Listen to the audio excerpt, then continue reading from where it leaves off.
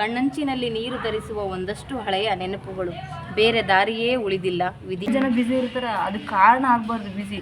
ನಮಗೆ ಬೇಕಂದ್ರೆ ನಾವು ಎಷ್ಟೇ ಬಿಸಿ ಕಷ್ಟ ಇದ್ರು ಮಾಡ್ತೀವಿ ಅಟ್ಲೀಸ್ಟ್ 1 ನಿಮಿಷ ಆಗಲಿ ಟೈಮ್ ಇದೆ ವಿದಾಯ ಹೇಳ್ತಕ್ಕಂಥದ್ದು. ಆದರೆ ಮುಂದಿನ ಹೊಸ ಜೀವನಕ್ಕೆ ಇದು ಶುಭಾರಂಭ ಅಂತ ಹೇಳಿ ನಾವು ಹಾಯ್ ಗಾಯ್ಸ್, ಗುಡ್ ಈವ್ನಿಂಗ್. ನಾನು ನಿಮ್ಮ Megha Kushki. Welcome to my YouTube channel, Megha Kushki YouTube channel. ಕುತ್ಕೊಂಡಿದ್ದೆ, ಟೀ ಬಿಟ್ಟರು ಹಾಸ್ಟೆಲಲ್ಲಿ, ಟೀ ಕುಡಿದ್ವಿ. ಆಮೇಲೆ ಇವತ್ತು ಸ್ವಲ್ಪ ಹೊರಗಡೆ ಹೋಗಿದ್ವಿ. ಏನಕ್ಕಂತಂದರೆ ಮೊಹರಂಗೋಸ್ಕರ ಊರಿಗೆ ಹೋಗಿದ್ವಿ, ನಮ್ಮ ಫ್ರೆಂಡ್ ಊರಿಗೆ. ಸೊ ಬಂದಮೇಲೆ ಸ್ವಲ್ಪ ರೆಸ್ಟ್ ಮಾಡಿ, ಬಟ್ಟೆ ತೊಳೆಯೋದಿತ್ತು, ಸ್ವಲ್ಪ ರೆಸ್ಟ್ ಮಾಡಿ ಅದಾದಮೇಲೆ ಕುತ್ಕೊಂಡಿದ್ವಿ. ಸಂಜೆ ಆಯಿತು, ಫ್ರೆಶ್ ಅಪ್ ಆಗಿ ಟೀ ಕುಡಿದ್ವಿ. ಹಾಗೆ ನೋಡ್ಕೊತ ಕುತ್ಕೊಂಡಿದ್ವಿ. ಎಕ್ಸಾಮ್ಸ್ ಇರೋದ್ರಿಂದ ಓದ್ತಾ ಇದ್ರು. ಸೊ ಗಾಯತ್ರಿ ಮತ್ತು ರಾಜಿ ಹೆಂಗಂದರೆ ಕಂಪ್ಯೂಟ್ರು ರೂಮಿಂದ ಬಂದು ಓದ್ತಿರ್ತಾರೆ. ಅದರಲ್ಲಿ 50% ಸುದ್ದಿ ಮಾತಾಡಿರ್ತಾರೆ, ಬಿಕಾಸ್ ಲಾಸ್ಟ್ ಡೇಸ್ ಅಲ್ಲ. ಸೊ ಮಾತಾಡಬೇಕು, ಏನಾದರೂ ಮಾತಾಡಬೇಕು ಅಂದರೆ ನೆಕ್ಸ್ಟ್ ಸಿಗಲ್ಲ. ಸೊ ಇದ್ದಾಗನೇ ಮಾತಾಡಬೇಕು, ಹೌದು ತಾನೆ? ಫ್ರೆಂಡ್ಸಿಗೆ ಟೈಮ್ ಕೊಡಬೇಕು, ಅದು ಅವರಿಬ್ಬರಲ್ಲಿ ನಡೀತಾ ಇದೆ. ಸೊ ನನಗೆ ನೋಡಿದ್ರೆ ತುಂಬ ಖುಷಿ ಅನಿಸುತ್ತೆ. ಇಲ್ಲಿ ನೋಡ್ರಿಗ ಓದಕ್ಕಂತಾರ, ಹಂಗೆ ಏನೋ ಮಾತಾಡ್ತಿದಾರ, ಲಾಸ್ಟ್ ಡೇಸ್ ಬಗ್ಗೆ ಮಾತಾಡ್ತಿದಾರ. ಏನು ಮಾತಾಡ್ತಿದಾರ ನೋಡೋಣ. ಅದರಲ್ಲಿ ಬೇರೆ ನಮ್ಮ ಗಾಯತ್ರಿ ಅವ್ರ ಬಾಯಲ್ಲಿ ಕೇಳಿದ್ರಂತೂ ಇನ್ನೂ ಖುಷಿ ಅನಿಸುತ್ತೆ. ಬಿಕಾಸ್ ಅವ್ಳಿಗೆ ಏನಾದರೂ ಹೇಳ್ಬೇಕಾದ್ರೆ ಲೈಕ್ ಒಂಥರ ಪಾಯಿಂಟ್ ಕೊಟ್ಟು ಅಥವಾ ಅದು ಹಿಂಗೆ ಸ್ವಲ್ಪ ಚೆನ್ನಾಗಿ ಹೇಳ್ತಿರ್ತಾಳೆ. ಯಾವುದ್ರ ಬಗ್ಗೆ ಏನಾದರೂ ಕೇಳಿ ನಮ್ಗೆ ತುಂಬ ಖುಷಿ ಅನಿಸುತ್ತೆ. ಅವಳು ಕನ್ನಡ ಮಾತಾಡೋದಾಗಿರಲಿ, ಲೈಕ್ ಚೆನ್ನಾಗಿ ಮಾತಾಡ್ತಾಳೆ ಅವಳು. ಅದಕ್ಕೆ ಅವಳ ಬಗ್ಗೆ ಇವತ್ತು ಅವಳ ಹತ್ರ ಹೋಗಿ ಕೇಳೋಣ, ಏನು ಹೇಳ್ತಾಳೆ ನೋಡೋಣ ಅಂತ. ಬೇಕು ಗಾಯತ್ರಿ, ಏನು ಮಾಡ್ತಿದ್ದೀರಾ?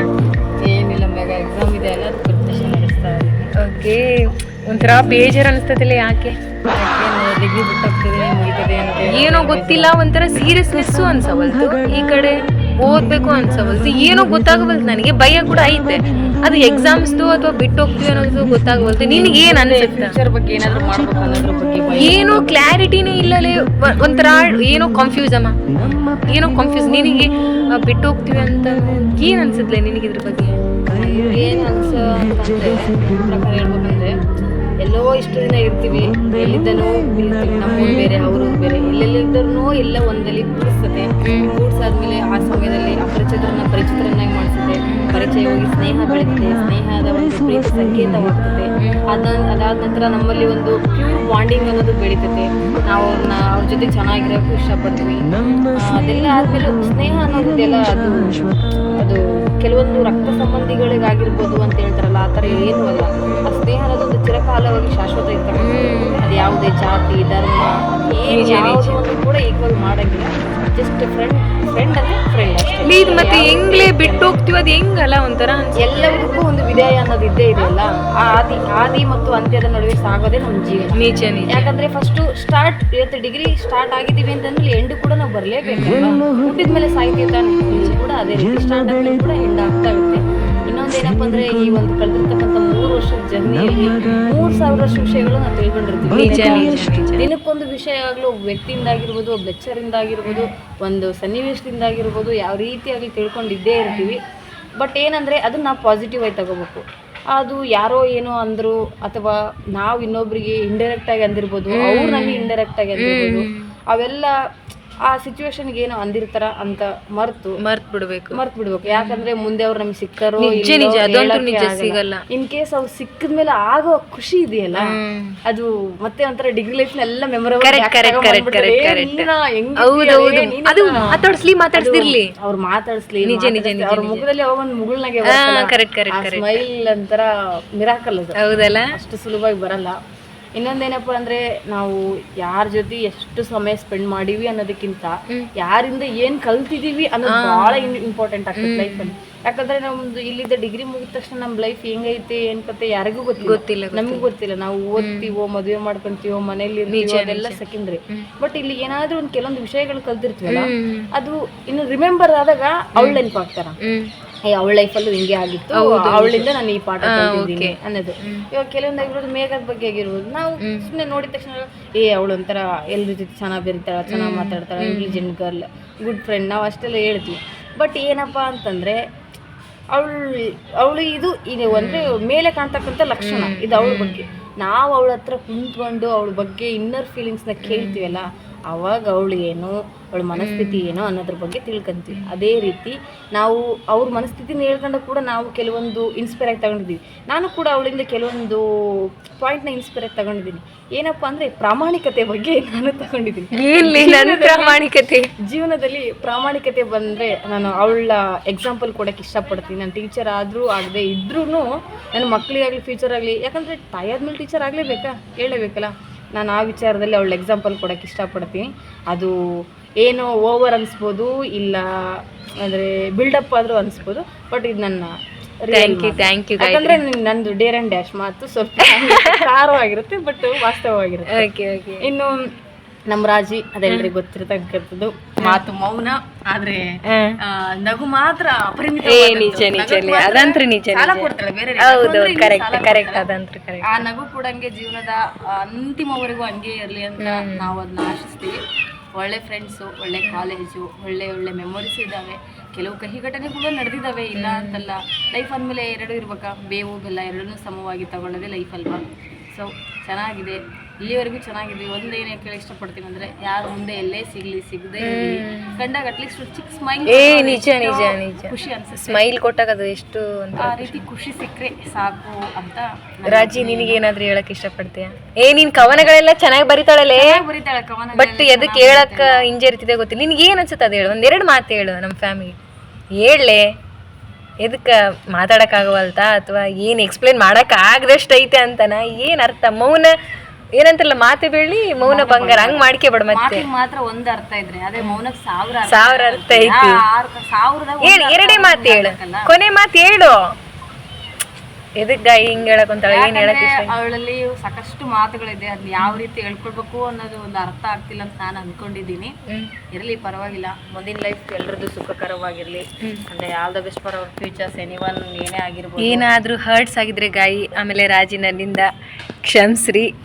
ಆಮೇಲೆ ಆ ಥರ ಏನು ನನ್ನ ಲೈಫಲ್ಲಿ ಏನು ಅಷ್ಟೊಂದೇನು ಆ ಥರ, ಯಾಕಂದ್ರೆ ಗೊತ್ತಿಲ್ಲ, ಅರ್ಧ ಏನೋ ಗೊತ್ತಿಲ್ಲ, ಹಂಗೇನಾದ್ರು ಆಗಿದ್ರೆ ಕೂಡ ಕೆಲವೊಂದು ಆಗಿರ್ಬೋದು. ನಾವು ಸ್ವಲ್ಪ ಡೇರ್ ಅಂಡ್ ಡ್ಯಾಶ್ ಮಾತಾಡಿಬಿಡ್ತೀವಿ, ಅದರಿಂದ ಸ್ವಲ್ಪ ಖಾರವಾಗಿ ಮನಸ್ಸಿಗೆ ಹಾಟ್ ಆಗಿ ಸ್ವಲ್ಪ ಹರ್ಟ್ ಆಗಿರ್ಬೋದು. ಇರ್ಲಿ, ಸೊ ಅದಕ್ಕೆ ಯಾವಾಗನಾಗ್ಲಿ ಇವಾಗ ನಾವು ಡಿಸ್ಟೆನ್ಸ್ ಮೇಂಟೈನ್ ಮಾಡುವಾಗ ಯಾರು ಹೆಂಗಂತ ಗೊತ್ತಾಗಲ್ಲ. ಅದೇ ಒಂದೇ ದಿನ ನಾವು ಕುಂತ್ಕೊಂಡು ಮಾತಾಡಿದ್ರು ಕೂಡ ಇವ್ರು ಅವಾಗ ಕ್ಲಾರಿಟಿ ಸಿಗೋದು. ಆಕ್ಚುಲಿ ನಾನು ಹೇಳಿದ್ದು ನಿಜ ಇದಂತ್ರು ಹೊರಗಿಂದ ನೋಡಿ ಇಲ್ಲ ಕರೆಕ್ಟ್ ಜಡ್ಜ್ ಮಾಡ್ಬೇಕಾಗಲ್ಲ. ಅವ್ರ ಜೊತೆ ಬೆರೆತಾಗನೇ ಗೊತ್ತಾಗೋದು ಅವ್ರಲ್ಲಿ ಏನ್ ನೋವು ಐತೆ ಅಥವಾ ಅವ್ರು ಹೆಂಗ. ಬಟ್ ನಾವ್ ಹೆಂಗ್ ಗೊತ್ತಾ, ಕನ್ನಡದಲ್ಲಿ ಗಾದೆ ಹೇಳ್ತಾರ, ಪ್ರತ್ಯಕ್ಷವಾಗಿ ಕಂಡರು ಪ್ರಮಾಣಿಸಿ ನೋಡು ಅಂತ. ನಿಜ ಅದಂತೂ ನಿಜ. ಯಾಕಂದ್ರೆ ನಾವು ಹೊರಗಡೆಯಿಂದನೇ ಅವ್ರೇನೋ ಸ್ವಲ್ಪ ಯಾವಾಗ್ಲೂ ಒಂಥರ ಸೀರಿಯಸ್ ಆಗಿದ್ರೆ ಜಗ್ಗೆ ಯುಗೋ ಐತಿ ಹಂಗೆ, ಬಟ್ ಹಂಗಲ್ಲ. ಅದು ಕೆಲವ್ರನ್ನ ನೋಡಿದ ತಕ್ಷಣ ಇವ್ರು ಇಷ್ಟೇ ಹಿಂಗೆ ಹೌದು, ಬಟ್ ಅವ್ರ ಹತ್ರ ಹೋಗಿ ಕುಂತು ನಾವ್ ಮಾತಾಡಿದಾಗ ಅವ್ರ ರೆಸ್ಪಾನ್ಸಿಬಿಲಿಟಿ ಐತಲ್ಲ, ಅದು ರೆಸ್ಪಾನ್ಸ್ ಅನ್ನೋದು ನನ್ನ ಪ್ರಕಾರ ಎಷ್ಟು ವ್ಯಾಲ್ಯೂ ಅಂದ್ರೆ, ನಾವ್ ಯಾರಿಗಾದ್ರೂ ಏನಾದ್ರು, ಇವಾಗ ನಾನು ಸುಮ್ಮನೆ ಕಾಮನ್ ಆಗಿ ಇವಾಗ ನಾನು ರಾಜಿ ಮೆಸೇಜ್ ಮಾಡಿದೆ ಅಂದ್ರೆ, ಇವತ್ತು ನಾನು 6 ಗಂಟೆಗೆ ಹಾಕಿರೋ ಮೆಸೇಜು ಆಕೆ ರಾತ್ರಿ 8 ಗಂಟೆ ರಿಪ್ಲೈ ಮಾಡಿದ್ರೆ ನನಗೆ ಏನಪ್ಪಾ ಇವ್ಳು ಫೋನ್ ಇಲ್ಲ ಅಂತ ಅನ್ಸ್ಬಿಡುತ್ತೆ. ನಾನು 6 ಗಂಟೆಗೆ ಹಾಕಿನಿ 6:05ಕ್ಕೆ ಮೆಸೇಜ್ ಬಂದಿದೆ ಅಂದ್ರೆ ಪ್ರಿಯಾರಿಟಿ. ರಿಯಲಿ ಅವ್ರ ಲೈಫಲ್ಲಿ ನಾವು ಎಷ್ಟು ಇಂಪಾರ್ಟೆಂಟ್ ಅನ್ನೋದು ಆ ರಿಪ್ಲೈ ಸ್ಪೀಡೇ ನಿಜ ರಿಯಾಲಿಟಿ. ಆ ಸ್ಪೀಡೇ ಹೇಳುತ್ತೆ ನೀನು ನನಗೆ ಎಷ್ಟು ಬೇಕು, ಎಷ್ಟು ಇಂಪಾರ್ಟೆಂಟ್ ಅದೀಯಾ ಅಂತೇಳಿ. ಬಿಸಿ ಅನ್ನೋದು ಜಸ್ಟ್ ವರ್ಡ್. ಅದು ಎಷ್ಟೋ ಜನ ಬಿಸಿ ಇರ್ತಾರ, ಅದಕ್ಕೆ ಕಾರಣ ಆಗ್ಬಾರ್ದು ಬಿಸಿ. ನಮಗೆ ಬೇಕಂದ್ರೆ ನಾವು ಎಷ್ಟೇ ಬಿಸಿ ಕಷ್ಟ ಇದ್ರು ಮಾಡ್ತೀವಿ ಅಟ್ಲೀಸ್ಟ್ 1 ನಿಮಿಷ ಆಗಲಿ ಟೈಮ್ ಇದೆ, ಪ್ರಿಯಾರಿಟಿ ಕೊಡ್ತಾರೆ. ಸೊ ಹಂಗಾಗಿ ನಾವು ಆ ಪ್ರಿಯಾರಿಟಿನ ಫ್ರೆಂಡ್ಸ್ ಸಮಟೈಮ್ಸ್ ನಮ್ಗೆ ಪ್ರಿಯಾರಿಟಿ ಕೊಡಕ್ ಆಗಿಲ್ಲ ಅಂದ್ರೂ ಕೂಡ ಫ್ರೆಂಡ್ಶಿಪ್ ಉಳಿಸಿ ಅಂತಾರಲ್ಲ, ಅದು ಅಂಡರ್ಸ್ಟ್ಯಾಂಡಿಂಗ್. ಪ್ರಿಯಾರಿಟಿ ಕೊಡೋದೇ, ದಿನಾಕಿ ಕುತ್ಕೊಂಡು ಸುದ್ದಿ ಹೇಳೋದೇ, ದಿನ ತಿರ್ಗೋದು ಮಾತ್ರ. ಅವ್ರಿಗೆ ಏನಾದ್ರು ಒಂದು ಪ್ರಾಬ್ಲಮ್ ಆಗಿದೆ ಅಂದ್ರೆ ಫಸ್ಟ್ ಅಟೆಂಡ್ ಆಗಿರ್ತಾರಲ್ಲ, ಅದು ರಿಯಲ್ ಫ್ರೆಂಡ್ಶಿಪ್. ಯಾಕಂದ್ರೆ ತಿನ್ನೋದು, ಕೊಡ್ಸೋದು, ತಿರ್ಗೋದು, ಅದು ಮಾತ್ರ ಫ್ರೆಂಡ್ಶಿಪ್ ಅನ್ನೋದಾಯ್ತು. ನಾವು ನಮಗೆ ಏನೋ ಆಗೈತೆ ಅಂತ 3ನೇ ವ್ಯಕ್ತಿಯಿಂದ ಕೇಳಿದ್ಮೇಲಾದ್ರೂ ಬಂದು ನೋಡ್ಕೊಂಡು ಹೋಗ್ತಾರಲ್ಲ, ಅದು ರಿಯಾಲಿಟಿ. ಅದು ನಾನು ನನ್ನ ಲೈಫಲ್ಲಿ ಭಾಳ ನೋಡಿದ್ದೀನಿ ಕೂಡ. ಯಾಕಂದರೆ ಈಗ ಜನ್ರೇಷನ್ ತಕ್ಕಂಗೆ ನಾವು ಫ್ರೆಂಡ್ಶಿಪ್ನ ಹೆಂಗಂದ್ರೆ ಜಸ್ಟ್ ಬಾಯ್ ಲೆವೆಲಿ ಮೇಂಟೈನ್ ಮಾಡ್ತಾರೆ. ಬಟ್ ನಾವು ಯಾವುದೇ ಒಂದು ಏನಾದರೂ ಹೇಳ್ಕೊಳ್ತೀವಿ ಅನ್ನೋದಾದ್ರೆ ಸಂಪೂರ್ಣ ನಂಬಿಕೆ ಇಟ್ಟು ಹೇಳ್ತಾರೆ ಅವ್ರು. ನಿಜ. ಯಾಕಂದ್ರೆ ಹೇಳೋದು ದೊಡ್ಡ ಮ್ಯಾಟ್ರ್ ಅಲ್ಲ, 5 ನಿಮಿಷ ಸ್ಪೀಚ್ ಮಾಡಿಬಿಡೋದು ಪಟ ಅಂತೇಳಿ ಭಾಷಣ. ಬಟ್ ನಾವು ಹೇಳಿರ್ತಕ್ಕಂಥ ಮಾತು, ಅದು ಅವರು ನಮ್ಮ ನಡೆ ಮತ್ತು ಒಂದು ನಂಬಿಕೆ ಅನ್ನೋ ಪದದ ಮೇಲೆ ಅದು ಏನಾದ್ರೂ ಹೋಗಿ ಟಾಮ್ ಹೊಡೆದ್ರೆ ಆ ನಂಬಿಕೆನೆ ಸುಟ್ಟು. ನಿಜ. ನಂಬಿಕೆ ಸತ್ ಮೇಲೆ ಮನುಷ್ಯ ಬದುಕಿದ್ರೆ ಸತ್ತಂಗ. ನಿಜ ಅಲ್ಲ, ನಂಬಿಕೆ, ಲಾಯಲ್ಟಿ ಅನ್ನೋದು is most important in the life ಅಂತ ಹೇಳಲಿಕ್ಕೆ ಇಷ್ಟಪಡ್ತೀನಿ. ಸೊ ಎನಿವನ್ ಬೇಗ ನನ್ನಿಂದ ಏನಾದ್ರೂ ಹರ್ಟ್ ಆಗಿದ್ರೆ ಲೇ ಏನಿಲ್ಲ, ನನ್ನಿಂದ ಹರ್ಟ್ ಆಗಿದ್ರೆ ನಮ್ದಲ್ಲ ನಿಂದೆ ಆಗಿರುತ್ತೆ. ನೀನೇ ನೋಡು ಹೇ ಗಾಯ ನೋಡಾಗ ಗಾಯ ಪ್ರತಿಯೊಬ್ಬ ಮನುಷ್ಯ ಕೂಡ ತಪ್ಪು ಮಾಡ್ತಾನೆ ಗೊತ್ತಾ ನಿನ್ಗೆ. ನಾನ್ ತಪ್ಪು ಮಾಡಿದ್ರೆ ಅದು ನೀ ನನ್ನ ಹತ್ರ ತಪ್ಪು ಮಾಡಿ ಅಂದ್ರೆ ಅದು ನಿಂದೆ ತಪ್ಪಾಗಿರ್ತದೆ. ಇಲ್ಲ ಅಲ್ಲ ಅಕ್ಕ ಅಲ್ಲಿ ಓದ್ತಿದ್ದಾರೆ. ಸಾರಿ ಅಕ್ಕ, ಡಿಸ್ಟರ್ಬ್ ಆಯ್ತಾ? ಸ್ಲೋ ಮಾತಾಡ್ತೀವಿ. ಅದು ನಿಂದೆ ತಪ್ಪಾಗಿರ್ತದೆ. ಕ್ಷಮೆ ಕೇಳಿ ಆಯ್ತಾ ಆಗ್ಲಿ ಸಾರಿ ಗಾಯಿ, ಏನಾದ್ರೂ ಮಿಸ್ಟೇಕ್ಸ್ ಆಗಿದ್ರೆ. ಚೆನ್ನಾಗಿರು. ಏನಿದೆ ಆಟಿಟ್ಯೂಡ್. ಗಾಯತ್ರಿ ಓಕೆ ಗಾಯತ್ರಿ ಕಂಬಳಿ. ಓಕೆ ಪರವಾಗಿಲ್ಲ ತಗಮ್ಮ. ಬೇಗ ಖುಷಿಗೆ ಅಂಬರೀಷ್ ಬಂದ್ ಕೇಳಕಂತ. ಸೋಲು ಅನ್ನೋದೇನ್ ಗೊತ್ತಾ, ಶತ್ರುಗಳು ಎದುರಿಗೆ ಬಂದ್ರೆ ಸೋಲಕ್ ಬಹಳ ಕಷ್ಟ ಆಗ್ತೈತೆ. ಇಷ್ಟಪಟ್ಟವ್ರ ಎದುರಿಗೆ ಬಂದ್ರೆ ಓಕೆ ಪ್ರೀತಿ, ಲವ್ ಸೊ ನನ್ನ ಪ್ರೀತಿ ಹಂಗಂದ್ರೆ ಸೋಲಲ್ಲ, ಇದು ಪ್ರೀತಿ. ರಾಜಿ ಏನಾದ್ರೂ ಬೇಜಾರಾಗಿದ್ರೆ ಸಾರಿ. ಆಮೇಲೆ ಲಾಸ್ಟ್ ಡೇಸ್ ಇವಳೆಲ್ಲ ಎಷ್ಟು ಚೆನ್ನಾಗಿ ಯಾರ್ದು ಒಂದು ಬರ್ಡೇ ಇದ್ರೆ ಈಕಿಂದು ಸ್ಟೇಟಸ್ ನೋಡಕ್ಕೆ ಬೇಜಾರ ನನಗೆ. ಅಷ್ಟುದ್ದ ಬರ್ದಿಟ್ಟು ಬಿಟ್ಟಿರ್ತಾಳ. ಅದ್ರ ಖುಷಿ ನಿಜ ಯಾಕಂದ್ರೆ ಖುಷಿ ಆಗ್ಲು ಇಷ್ಟು ಚೆನ್ನಾಗಿ ಬರಕ್ ಅದಾಳ ಅಂತ ಫ್ರೆಂಡ್ಸ್ ಗ್ರೂಪ್ ಅಲ್ಲಿ ಏನ್ ಅಷ್ಟುದ್ದ ಓದ್ಬೇಕಲ್ಲ ಅಂತ ತ್ರಾಸ್ ತಗೊಳ್ಳೋ ನನಗಂದ್ರೆ ಗೊತ್ತಾಗಲ್ಲ. ಓದಕ್ ಬೇಜಾರ ಆಗದೆ ಇದ್ರು ಪರವಾಗಿಲ್ಲ, ಬರ್ದಳ ಅಂತ ನೋಡಿಬಿಟ್ರಿ ಕವಿತೆ ನಿಜ ನನಗೆ ಹಂಗೆ ಅನ್ಸತ್ಲೆ. ಯಾರ್ದನ ಬರ್ಡೇ ಇರ್ಲಮ್ಮ ಅವ್ರ ಫ್ರೆಂಡ್ ಗ್ರೂಪ್ನಾಗ ಬರ್ದಿಟ್ಟೇ ಇಡ್ತಾಳ. ಅದೊಂದು ಡೈಲಾಗ್, ಅತಿ ಸಮಯದಲ್ಲಿ ಸಿಕ್ಕ ಅಪರೂಪದ ಗೆಳತಿ ಎಲ್ಲರೂ ಯಾಕೆಂದ್ರೆ ರುಬ್ಬಿಡ್ತಾಳ ಅದನ್ನ. ರಿಯಲಿ ಅದಂತೂ ಅದು ಯಾಕಂದ್ರೆ ಈಗ ಪರಿಚಯ ಆಗಿರ್ತಾರೆ, ಗೊತ್ತಿಲ್ಲ ಹೊರಗಡೆ ಬಂತ. ಏನ್ ಇನ್ನೊಂದ್ಸರಿ ಹೇಳ್ಬಿಡು. ಈಗ ಪರಿಚಯ ಆಗಿರ್ತಾರಲ್ಲ ಅವ್ರ ಬಗ್ಗೆ ನನ್ಗೆ ಹೆಂಗಂತ ತಿಳ್ಕೊಳ್ಳಿ. ಬಟ್ ಆದ್ರೂ ಆ ವರ್ಡ್ ಯೂಸ್ ಮಾಡ್ತಲ್ಲ, ಅದು ಎಷ್ಟು ನೈಸ್. ನೋಡಿದ ತಕ್ಷಣ ಅದು ಹೆಂಗ್ ಅಟ್ರಾಕ್ಷನ್ ಆಗಿ ಗೊತ್ತಾ ವರ್ಡ್. ಚೆನ್ನಾಗಿ ವರ್ಡ್ಸ್ ಯೂಸ್ ಮಾಡ್ತೀವಿ, ಚೆನ್ನಾಗಿ ಬರೀತಿ. ನಿನಗಂತ್ರ ಇವಾಗ ಏನ್ ಹೇಳಕ್ ಆಗೋದು ನಿನಗೆ. ಪೇಷಂಟ್ ಆಗ್ಬಿಟ್ಟಾಳು. ಇಂಗ್ಲಿಷ್ ಸಬ್ಜೆಕ್ಟ್ ಓದಿ ಹಂಗೆ ನ್ಯಾಯ ಇಲ್ಲ. ಆದ್ರೆ ನನ್ಗೆ ಮಾತು ಕಡಿಮೆ. ಕೇಳ್ರಿ ನನ್ ಮಾತಾಡಕ್ ಜಾಸ್ತಿ ಇಷ್ಟಪಡಲ್ಲ. ಸೈಲೆಂಟಾ? ಸೈಲೆಂಟ್ ಅಂತ ಏನಿಲ್ಲ, ಸೈಲೆಂಟ್ ಆಗಿದ್ದೆ ಕೆಲವೊಂದು ವೈಲೆಂಟ್ ಆಗಿ ಎಕ್ಸ್ಪ್ರೆಸ್ ಮಾಡ್ತಾರೆ. ನಾವು ಅರ್ಥ ಮಾಡ್ತೀವಿ. ಅವ್ರಷ್ಟೇ ಏನಿಲ್ಲ ಬಿಡ್ರಿ. ಇರ್ಲಿ, ನಾವು ಅಷ್ಟೇನಿಲ್ಲ, ನಾವು ಗೊತ್ತಲ್ಲ ಸರಳತೆ ಅಷ್ಟೇ.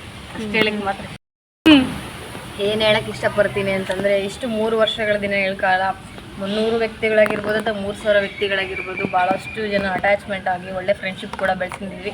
ಈ ಕೊನೆ ಮೂಮೆಂಟಲ್ಲಿ ಏನು ಹೇಳಕ್ಕೆ ಇಷ್ಟಪಡ್ತೀವಿ ಅಂದರೆ, ಇಷ್ಟೆಲ್ಲ ಅಂತಿಮ ದಿನಗಳಿಗೆ ವಿದಾಯ ಹೇಳೋ ಸಂದರ್ಭ ಬಂದೇ ಬಿಡ್ತು.